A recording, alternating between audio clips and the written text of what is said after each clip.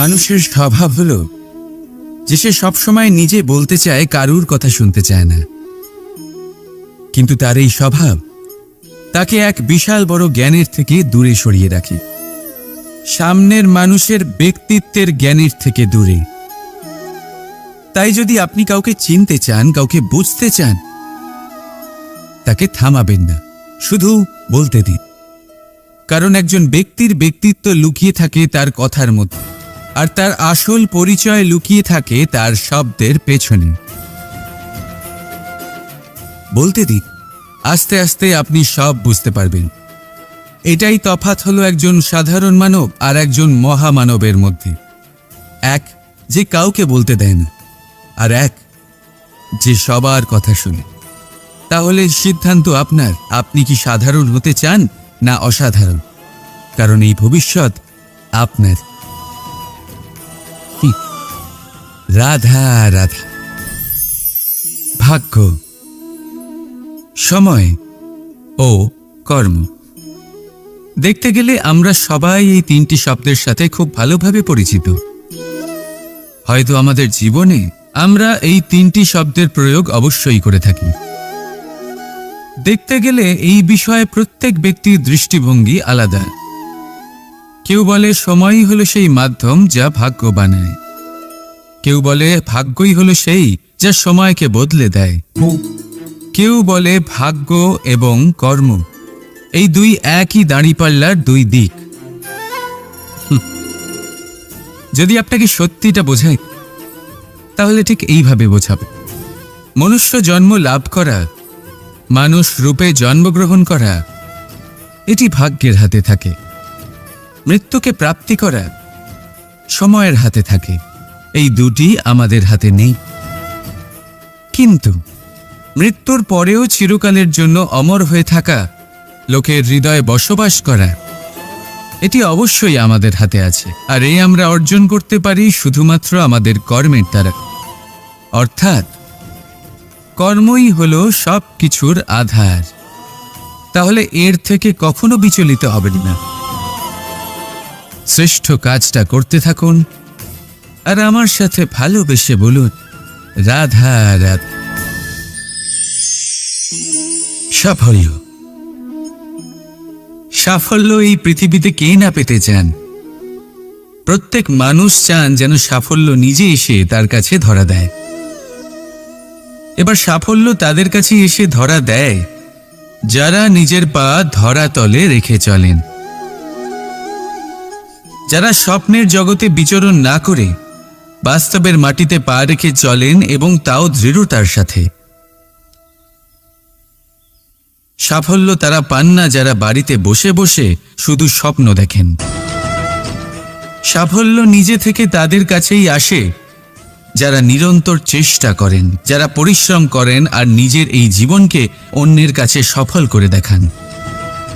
তাহলে সিদ্ধান্ত হলো আপনার। সফল সবাই হতে চান, স্বপ্ন সবাই সার্থক করতে চান। স্বপ্ন তখনই সার্থক হয় যখন পরিশ্রম করবেন, আর সাফল্য তখনই আপনার সাথে থাকবে যতক্ষণ আপনি বিনম্র থাকবেন। তাহলে আসুন আমার সাথে ভালোবেসে বলুন, রাধা রাধা। ভাগ করে নেওয়া বা বন্টন করা প্রত্যেক মানুষের জীবনে অবশ্যই হয়ে থাকে, আর অনেক সময় এটা জীবনে অতি আবশ্যক হয়ে পড়ে। কিন্তু ভাগ করার মনোকামনা তার থেকেও বেশি গুরুত্বপূর্ণ হলো যে কোন ঘটনার আধারে এই বাটোয়ারা হলো। অনেক সময় এই বাটোয়ারা হলো শান্তির প্রতীক, আবার অনেক সময় এই বাটোয়ারা বিপ্লব ঘটাতে পারে, এমন এক বিপ্লব যা মহাযুদ্ধ ঘটিয়ে দিতে পারে। দেখুন, বাটোয়ারা সম্পত্তির হোক বা হোক ভিক্ষার, শিক্ষা কিন্তু একটাই। জীবনে অনেক সময় বাটোয়ারা দরকার হতে পারে, কিন্তু যতদূর সম্ভব তা এড়িয়ে চলুন, একসাথে মিলে এগিয়ে চলুন। কারণ দেখুন, এই যে বাটোয়ারা ভাগ করে দেয়, আর সেখানেই একতা আপনাকে অগ্রসর করে। তাহলে আপনিও এটাই করুন, একসাথে মিলে সামনে এগোন আর আমার সাথে ভালোবেসে বলুন, রাধা রাধা। সুখ, দুঃখ, মৃত্যু, মহামারী, এগুলো কখনো বলে আসে না, আবার জিজ্ঞাসা করেও আসে না। এমনই হয় দ্রুত ক্রীড়ার এই খেলায়। এক কারাগারের মতো, একটা মাকড়সার জালের মতো। যেমন একটা মাকড়সার জাল একটা পোকাকে নিজের দিকে আসতে আকর্ষিত করে নিজের চমকের দ্বারা, নিজের গঠন দ্বারা, সেরকমই দ্রুত ক্রীড়ার এই খেলা মানুষকে নিজের দিকে আসতে প্ররোচিত করে। শেষে গিয়ে মানুষ আটকা পড়ে। পার্থক্য শুধু এটাই, যখন এক পোকা এই জালে জড়িয়ে পড়ে তখন সে তার প্রাণ হারায়। মানুষ যখন এই দ্রুত ক্রীড়ায় আকর্ষিত হয়, সে নিজের মান, নিজের ধন সব কিছু হারায়, নিজের বিবেক হারিয়ে ফেলে। কিন্তু আপনি আপনার বিবেক কখনোই হারাবেন না। যদি আপনার মনে লোভ চলে আসে, আপনি লোভী হয়ে ওঠেন। যদি আপনি দ্রুত ক্রীড়ার এই খেলায় আটকা পড়েন, তাহলে মনে রাখবেন, এই খেলা থেকে ফিরে আসা প্রায় অসম্ভবই বলা যায়। নিজের বিবেক কখনো হারাতে দেবেন না, কারণ বিনাশ আসার প্রথম লক্ষণ হলো বিবেকের বোধ চলে যাওয়া। এই প্ররোচনায় কখনো পা দেবেন না। আর আমার সাথে ভালোবেসে বলুন, রাধা রাধা। সমস্যা, কঠিন সময়, সংকট, বিপদ কার জীবনে নেই? প্রত্যেকের জীবনে আছে। কিন্তু আমাকে একটা কথা বলুন, যদি নৌকায় ঢেউকে ভয় পেতে শুরু করে, তাহলে সাগর পার করবে কে? কখনো কোনো ছোট্ট পিঁপড়েকে দেখেছেন, যে আকারে হয়তো ছোট হতে পারে কিন্তু বড় শিক্ষা দিয়ে যায়? কিন্তু আমরা শিখি না। এবার দেখুন একটা পিঁপড়েকে, যে ভোজনের খোঁজে বাইরে বের হয়, একটা ছোট্ট দানা তুলে নেয়। ছোট দানা তোলে কারণ তার থেকে বেশি সে তুলতেই পারবে না। সে দানা নিয়ে চলতে শুরু করে, কোনো দেওয়ালে উঠে পড়ে, আবার পড়েও যায়। সেই দানা দূরে কোথাও একটা পড়ে যায়, তা আবার খোঁজে, তুলে নেয়, আবার চলতে থাকে। পড়ে যায়, আবার ওঠে, পড়ে যায়, আবার ওঠে। সেই দানাটা রেখে দেয়, আবার বেরিয়ে পড়ে ভোজনের খোঁজে। পরিশ্রম করতে থাকে, কিন্তু হার মানে না। এই শিক্ষাই তো আমাদের প্রাপ্ত করতে হবে। নিরন্তর পরিশ্রম আর নির্ভীক হয়ে কর্ম করে যেতে হবে। এটাই হলো সাফল্যের মাধ্যম, এটাই হলো জয়ের মন্ত্র, অচ্যুত অজয় অস্ত্র। তাহলে আসুন আর আমার সাথে ভালোবেসে বলুন, রাধা রাধা। স্বর্ণ, হিরে, মুক্ত, মানিক, এই সব কিছুকে আগে পাথর বলা হতো। তাহলে এমন কি হলো যে এদের রত্ন বলা হয়? আর রত্ন তা বাস্তবে আসলে কি? এটা হলো সেই পাথর যাকে আগে আগুনের তাপ সহ্য করতে হয়েছে, পরখ করা হয়েছে, যাচাই করা হয়েছে, এদের কাটার চেষ্টা করা হয়েছে, কিন্তু তারা কখনোই নষ্ট হয়নি, বরং তারা আরো উদ্ভাসিত হয়েছে, আরো উজ্জ্বল হয়েছে, এই সংসারে আরো প্রকাশ ছড়িয়ে দিয়েছে। সেই জন্য এরা হলো এত অমূল্য, সেই জন্য এরা হলো বহুমূল্য, সেই জন্য এদের রত্ন বলা হয়। এবার মানুষের কাছেও এই নির্বাচনের অধিকার রয়েছে যে আমরা শুধু পাথর হয়ে থাকব নাকি রত্ন হয়ে থাকব। কিভাবে? আমাদের জীবনেও অনেক সমস্যা রয়েছে, বাধা আছে, বিপত্তি আছে। আমরা সেই বাধার তাপে উত্তপ্ত হই, এই সমস্যা আমাদের কাটার চেষ্টা করে। অনেক মানুষ বিভিন্ন পরিস্থিতি আমাদের ভাঙার চেষ্টা করে, কিন্তু আমাদের নষ্ট হলে চলবে না। যেভাবে এই রত্ন সমস্যার সম্মুখীন হয়ে পাথর থেকে রত্ন হয়েছে, সেইভাবেই আমাদেরও আমাদের সমস্যার সম্মুখীন হয়ে রত্ন হয়ে উঠতে হবে, এই সংসারে প্রকাশের স্রোত হয়ে উঠতে হবে। তাহলে এটাই করুন আর আমার সাথে ভালোবেসে বলুন, রাধা রাধা। এবার অনেক সময় মানুষের মনে এরকম প্রশ্ন আসে যে এই সংসারে সবথেকে বড় বিপদ কি? কেউ বলে ধর্ম সংকট, আবার কেউ বলে প্রাণের ওপর আসা সংকট। প্রত্যেক মানুষের জীবনে বিভিন্ন সংকট আসে, আর এই সমস্ত সংকট অত্যন্ত বিচিত্র হতে পারে। এই সমস্ত সংসার হলো সংকট দ্বারা পরিপূর্ণ। ঠিক আছে, আপনাকে একটা উদাহরণ দিই। একজন ধনী ব্যক্তি এবার ওনার জীবনে সংকট কি হতে পারে? সংকট এটাই যে কেউ তার সম্পত্তি চুরি না করে নেয়। আমরা বুঝতে পারছি। এবার একজন চোর, তার জীবনে সংকট কি হতে পারে? যে চুরি করার সময় সে যদি তার একটা কাশি চাপতে না পারে, তাহলে সে ধরা পড়ে যেতে পারে, ঠিক কিনা? আবার অনেক সময় এমনও হয় যে যার জন্য আমি সংকট, সেও আমার কাছে সংকট। যেমন এই পরিস্থিতিতে দেখুন, সংকট হলো সংকট, এ তো জীবনে থাকবে, কিন্তু এর সম্মুখীন কিভাবে হওয়া যায়? খুব সরল। সব এটার ওপর নির্ভর করে, মনের ওপর। এই মনকে নিয়ন্ত্রণ করলে সব ঠিক থাকবে।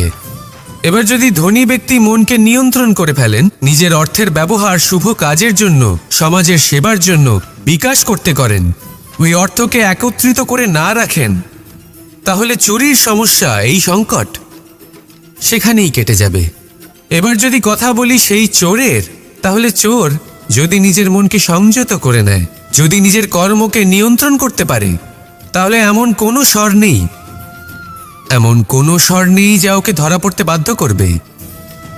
সেই জন্য জীবনে সংকট যতই আসুক, যত বড়ই সংকট আসুক না কেন, কবচ হলো একটাই, আর এই কবচের নাম হলো আত্মনিয়ন্ত্রণ। নিজের মনকে নিয়ন্ত্রণে রাখতে শিখুন। এটা নিজের জীবনে প্রয়োগ করে তো দেখুন। যদি আপনি করতে পারেন, তবে আপনি দেখবেন যে সংকট তো জীবনে আসা যাওয়া করে, কিন্তু সেই সংকটগুলির সম্মুখীন আপনি এইভাবে করতে পারবেন। তাহলে সেটাই করুন, আর আমার সাথে ভালোবেসে বলুন, রাধা রাধা। জীবনে যখনই আমাদের সামনে কোনো সংকট আসে, তখন আমাদের সামনে দুটো পথ খোলা থাকে। প্রথম পথ ভয়ভীত হয়ে যাওয়া, দ্বিতীয় পথ সাহসের সাথে তার সম্মুখীন হওয়া। এই দুইয়ের উদ্দেশ্য সমান, লক্ষ্য হলো সমান, আত্মসুরক্ষা, জীবন রক্ষা। কিন্তু ভয়কে দুর্বল মনে করা হয় আর সাহসকে আপনার বল বলে মনে করা হয়। কারণ হলো এটাই যে ভয়, তা হলো শুধুমাত্র একটা প্রতিক্রিয়া, আর সেইখানে সাহস, এটা হলো একটা নিশ্চয়, একটা প্রতিবদ্ধতা। আর যদি সাহসের সাথে আপনি সংকটের সম্মুখীন হন, তাহলে হয়তো সেই সংকট আপনি চিরকালের মতো দমন করতে পারবেন। কারণ বিপদ যখন আসে, তখন সর্বপ্রথম আমাদের দ্বন্দ্ব হয় এখানে, মনে। সেই বিপদের সম্মুখীন আমরা এখানে হই। যদি এই হৃদয়কে, এই মনকে আপনি সাহসী করে তুলতে পারেন, তাহলে তাতে কখনো ভয় আসবে না, আর সেই বিপদের সম্মুখীন হওয়াও সরল হবে, জয়লাভ করাও সরল হবে। তাই নিশ্চিত রূপে সাহস হলো অধিক শ্রেষ্ঠ। জীবনে যখনই কোনো সংকট আসবে, তখনই সাহসের সাথে তার সম্মুখীন হন, আর আমার সাথে ভালোবেসে বলুন, রাধা রাধা। সংসারের সবথেকে মূল্যবান ধন কি হতে পারে? সেটা কি সেই স্বর্ণ যা দিয়ে অলংকার তৈরি করে আমরা ধারণ করি, নাকি সেই সব হিরে, মুক্ত, রত্ন যা হয় আমরা নিজেদের মুকুটে ধারণ করি বা হাতে আংটি বানিয়ে ধারণ করি, নাকি সেই ধন যার দ্বারা আমরা সংসারে যা চাই তাই কিনতে পারি? এই সব হলো ধন সম্পত্তি, কিন্তু সব থেকে বেশি মূল্যবান কিন্তু এরা নয়। এগুলো যে কেউ আপনার থেকে অনায়াসে কাটতে পারে। কোনো চোর চুরি করে নিতে পারে, কোনো ডাকাত এসে লুট করে নিতে পারে। সংসারের সব থেকে মূল্যবান ধন হলো সেটাই যাকে আমরা জ্ঞান বলে থাকি, যা আপনার থেকে কেউ কেড়ে নিতে পারবে না। কোনো ডাকাত লুট করে নিতে পারবে না, কোনো চোর চুরি করতে পারবে না, কোনো রাজা কর রূপে আপনার থেকে কেড়ে নিতে পারবে না। এগুলো আপনার সাথেই থাকবে। কিন্তু একটা কাজ আছে যা আপনি করতে পারেন। এই জ্ঞানরূপী ধন আপনি ছড়িয়ে দিতে পারেন। এই জ্ঞানই হলো এমন একমাত্র ধন যা ভাগ করে নিলে আরও বেড়ে যায়। সেই জন্য জীবনে সব সময় মনে রাখবেন, জ্ঞান লাভ করার বিষয়ে বেশি একাগ্র হন, ধন লাভ করার দিকে নয়। আমাদের মন প্রসন্ন চিত্ত হয়ে বলবে, রাধা রাধা। বৃক্ষের বীজ একটা সর্ষের দানার থেকেও ছোট হয়, কিন্তু যখন এটা বড় হয় তখন একটা বটগাছের মতো বৃহৎ আর মহান হয়ে ওঠে। গঙ্গা নদী, এর প্রারম্ভ হয় একটা ছোট্ট আর সরু স্রোত দিয়ে, তারপর সেটা বড় ধারায় বদলে যায়, তারপর সেটা নদীতে বদলে যায়, আর তারপর মহানদীতে পরিবর্তিত হয়। আপনি কি বুঝতে পারছেন যা আমি আপনাকে বোঝানোর চেষ্টা করে চলেছি? আমি আপনাকে বোঝাতে চাইছি যে প্রারম্ভ করার জন্য মহান হওয়ার কোনো প্রয়োজন নেই, কিন্তু হ্যাঁ, মহান হওয়ার জন্য প্রারম্ভ করা অত্যন্ত প্রয়োজনীয়। তাই শুরু করুন। আপনার ক্ষুদ্র এই প্রারম্ভ আপনার জন্য বৃহৎ হয়ে উঠতে পারে। শুরু করেই দেখুন না, আপনার গন্তব্য আপনার জন্য অপেক্ষা করে আছে।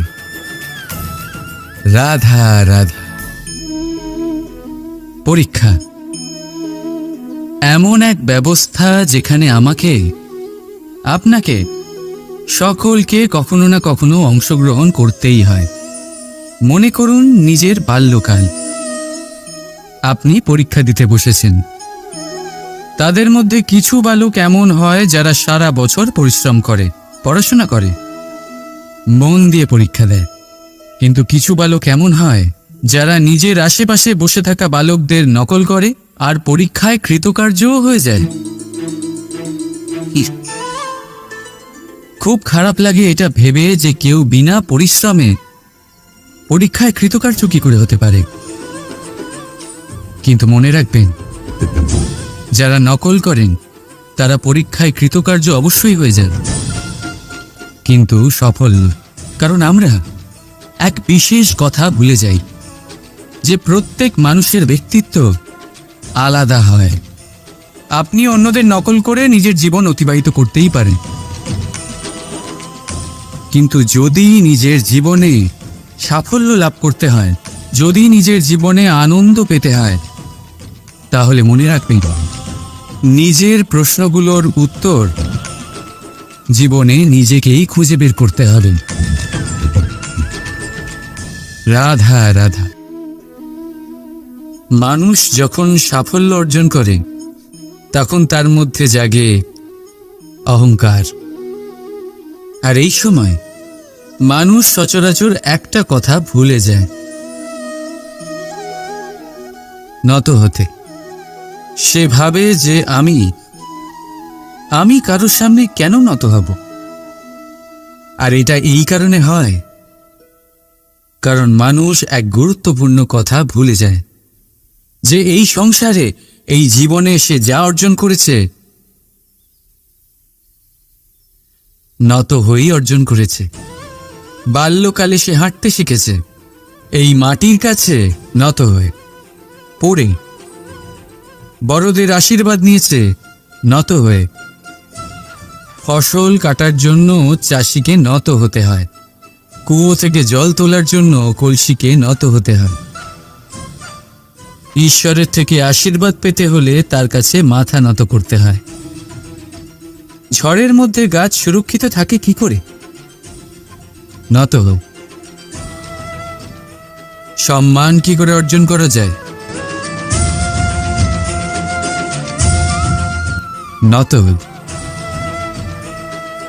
কারোর সামনে নত হওয়া মানে নিজের আত্মসম্মান বিসর্জন দেওয়া নয়, তার অর্থ হলো বিনম্র হওয়া।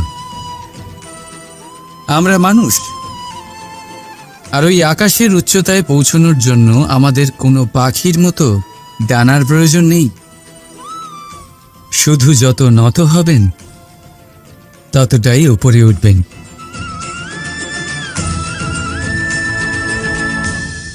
রাধা রাধা। আপনি এই সংসারে এমন অনেক মানুষ চেনেন যারা অত্যন্ত স্বার্থপর, যারা শুধুমাত্র প্রয়োজন পড়লেই আপনার কথা মনে করে। তাছাড়া বহু বছর তাদের দেখাই পাওয়া যায় না, কিন্তু যখনই তাদের আপনার সাহায্যের প্রয়োজন পড়ে হাত জোর করে আপনার সামনে এসে উপস্থিত হয়। বড়ই রাগ হয় এদের ওপরে, মন ভারী হয়ে ওঠে। মন এই কথাই বলে যে এই ব্যক্তির সাহায্য করা উচিত নয়, কিন্তু আপনি এরকম কখনোই করবেন না। আপনি বলবেন, কেন বলছি আমি এই কথা? মনে রাখবেন, আলোর খোঁজ মানুষ শুধুমাত্র তখনই করে যখন অন্ধকার গভীরতর হয়। তাকে স্বার্থপর ভেবে নিজের মনকে বিচলিত করবেন না। নিজেকে আলো মনে করে আনন্দে থাকুন। ভাগ্যবান মনে করুন নিজেকে, যে কারোর বিপদের সময় তার আপনার কথা মনে পড়েছে, যে আপনি এই সংসারে কাউকে সাহায্য করার যোগ্যতা রাখেন। এই জীবনে কেউ স্বার্থপর বলে নিজের দৃষ্টিভঙ্গি কখনোই পাল্টাবেন না। শুধুই নজর রাখুন নিজের পরমার্থের ওপরে। মন প্রসন্ন হয়ে বলবে, রাধা রাধা। মানুষ বড়ই বিচিত্র প্রাণী। এই মানুষ যখন তার হাত খালি থাকে তখন তার চোখ স্বপ্নে ভরা থাকে। যখন হারাবার কিছুই থাকে না তখন অর্জন করার চেষ্টা করে যায় সে নির্ভয় হয়ে এগিয়ে চলে প্রত্যেক সংকট, প্রত্যেক বিপদের সম্মুখীন হয়ে। কিন্তু যখন হাত ভরে যায় তখন স্বপ্ন দেখাই বন্ধ করে দেয় সে। যা পেয়েছে তা যাতে হারিয়ে না ফেলে, সেই ভয়, সংকট ও বিপদের সম্মুখীন হওয়া বন্ধ করে দেয়। সেই পথটাই ভুলে যায় যাতে চলে সে সাফল্য অর্জন করেছে। এটা অনুচিত। জীবনে যে কোনো পরিস্থিতি আসুক, যে কোনো অবস্থায় থাকুন, আহ্বানগুলোকে স্বীকার করুন। কারণ যদি আপনি সেই আহ্বান স্বীকার করেন তবেই আপনি এই সংসারকে কিছু দেওয়ার উপযোগী হয়ে উঠবেন। যদি সফল হন তাহলে এই সংসারকে নেতৃত্ব দিতে পারবেন, আর যদি অসফল হন তাহলে শিক্ষা পাবেন যে কি করা উচিত নয়। তাই জীবনে আহ্বান স্বীকার করুন, দুশ্চিন্তা নয়। রাধা রাধা। আমাদের শরীর প্রকৃতির সর্বশ্রেষ্ঠ রচনা। যে অঙ্গ প্রত্যঙ্গ আমরা লাভ করেছি প্রত্যেকটির মধ্যে একটি নিজস্ব বার্তা রয়েছে। একটু ভেবে দেখুন, দুটি চোখ দিয়েছে দেখার জন্য, দুটি কান দিয়েছে শোনার জন্য, নাসিকাও আছে দুটি, দুটি হাত দিয়েছে দ্বিগুণ পরিশ্রম করার জন্য। কিন্তু জীব শুধুমাত্র একটি। তার উপরেও তীক্ষ্ণ বলিষ্ঠ দাঁত দিয়েছে তার রক্ষার জন্য। কখনো ভেবে দেখেছেন কেন?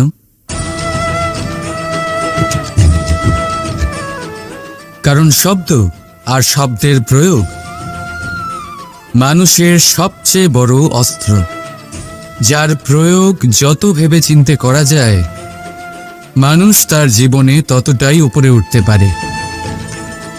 তাহলে মনে রাখুন, দেখুন, শুনুন আর বুঝুন বেশি, বলুন কম।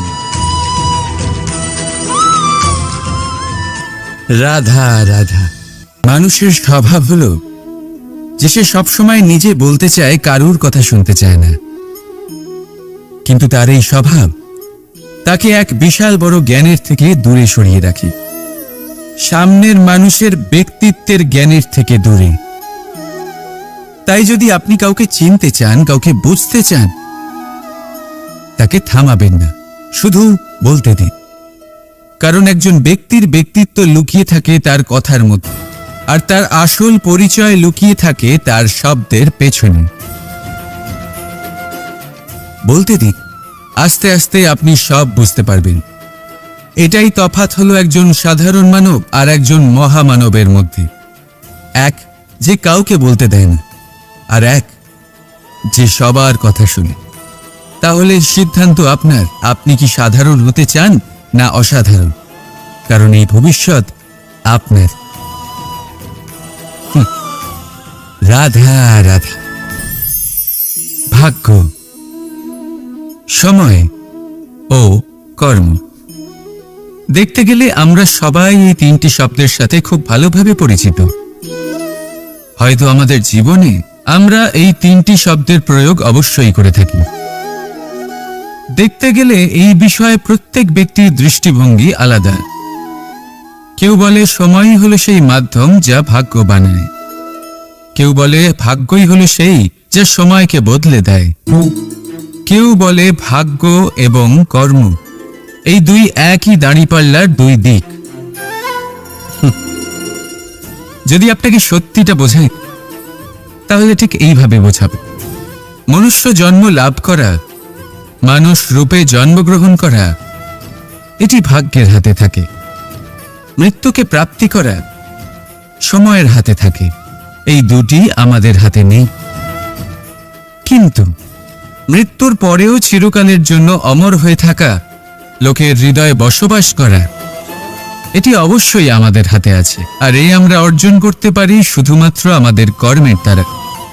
অর্থাৎ কর্মই হলো সব কিছুর আধার। তাহলে এর থেকে কখনো বিচলিত হবেন না। শ্রেষ্ঠ কাজটা করতে থাকুন আর আমার সাথে ভালোবেসে বলুন রাধা রাধা। সাফল্য। সাফল্য এই পৃথিবীতে কে না পেতে চান?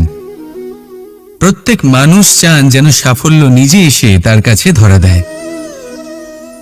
এবার সাফল্য তাদের কাছে এসে ধরা দেয় যারা নিজের পা ধরাতলে রেখে চলেন,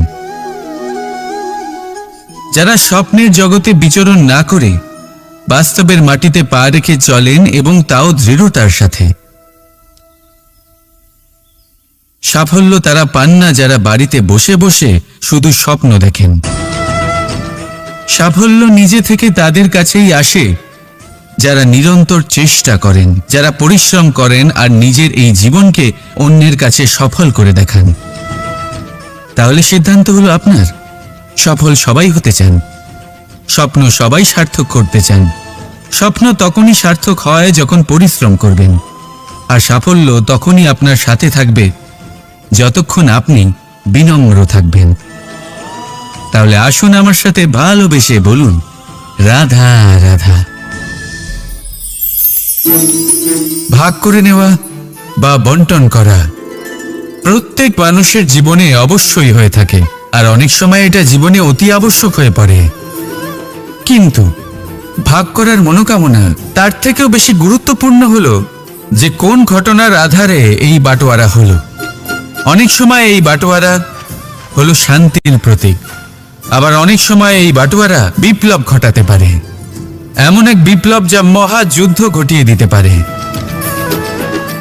দেখুন, বাটোয়ারা সম্পত্তির হোক বা হোক ভিক্ষার, শিক্ষা কিন্তু একটাই।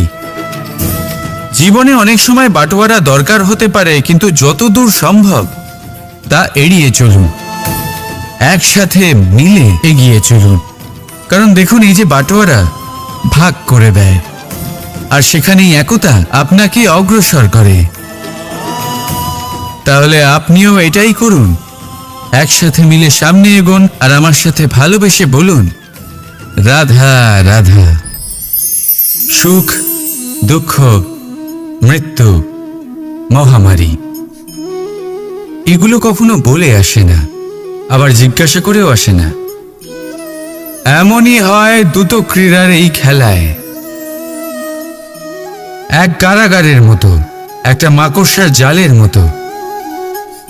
যেমন একটা মাকড়সার জাল একটা পোকাকে নিজের দিকে আসতে আকর্ষিত করে নিজের চমকের দ্বারা, নিজের গঠন দ্বারা, সেরকমই দ্রুত ক্রীড়ার এই খেলা মানুষকে নিজের দিকে আসতে প্ররোচিত করে। শেষে গিয়ে মানুষ আটকা পড়ে। পার্থক্য শুধু এটাই, যখন এক পোকা এই জালে জড়িয়ে পড়ে তখন সে তার প্রাণ হারায়।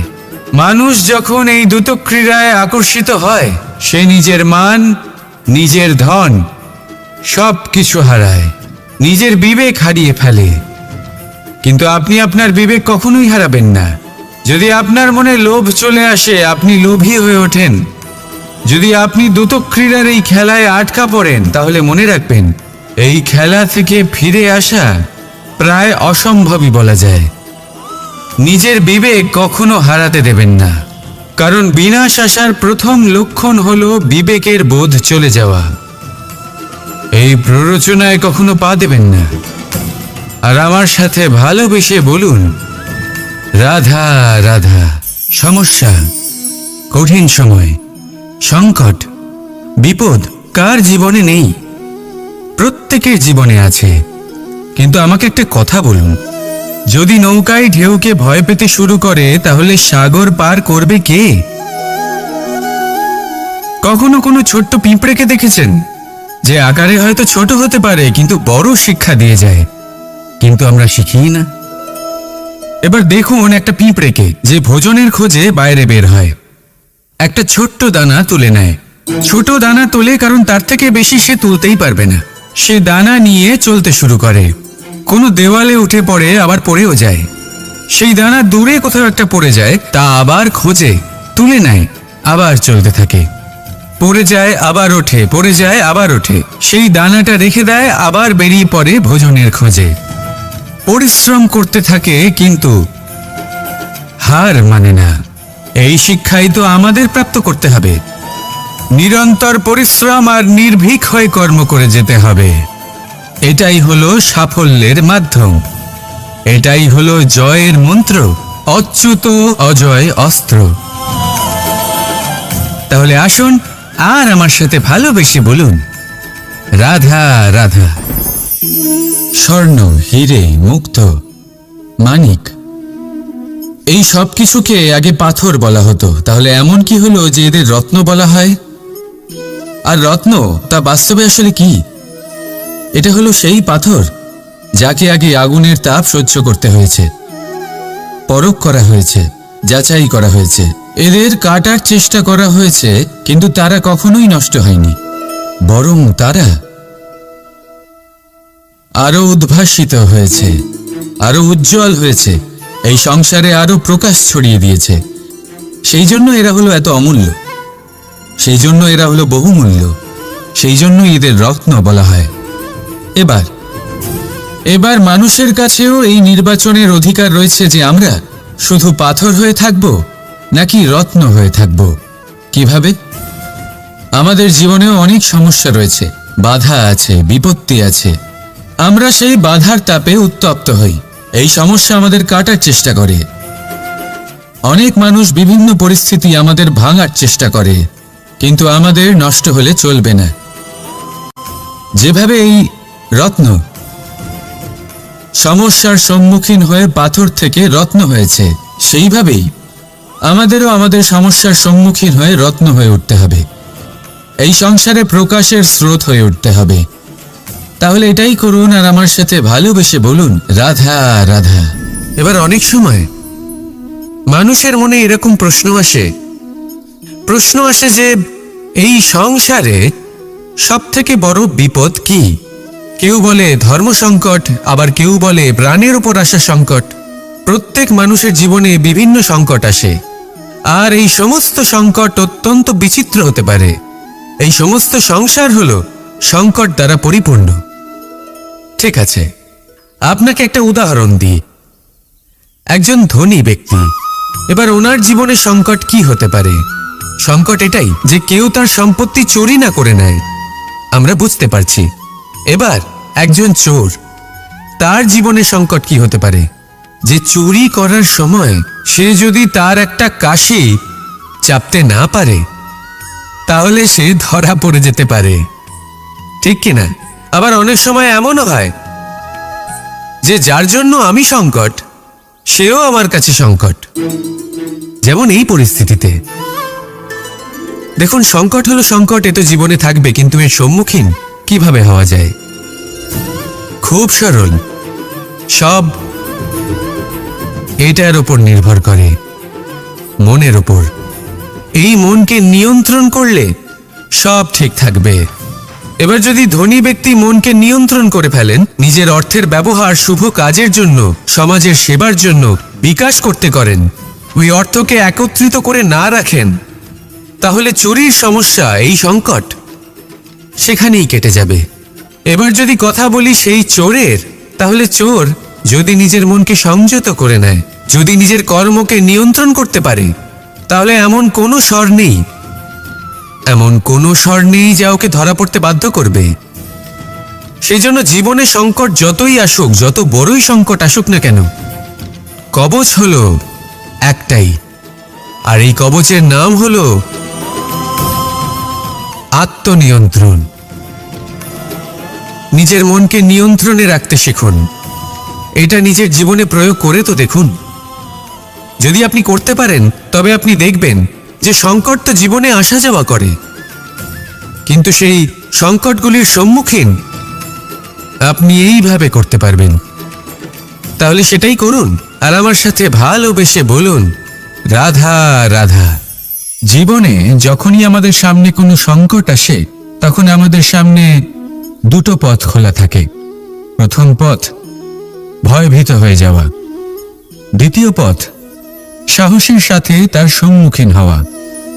এই দুইয়ের উদ্দেশ্য সমান, লক্ষ্য হলো সমান, আত্মসুরক্ষা, জীবন রক্ষা। কিন্তু ভয়কে দুর্বল মনে করা হয় আর সাহসকে আপনার বল বলে মনে করা হয়। কারণ হলো এটাই যে ভয় তা হলো শুধুমাত্র একটা প্রতিক্রিয়া, আর সেইখানে সাহস এটা হলো একটা নিশ্চয়, একটা প্রতিবদ্ধতা।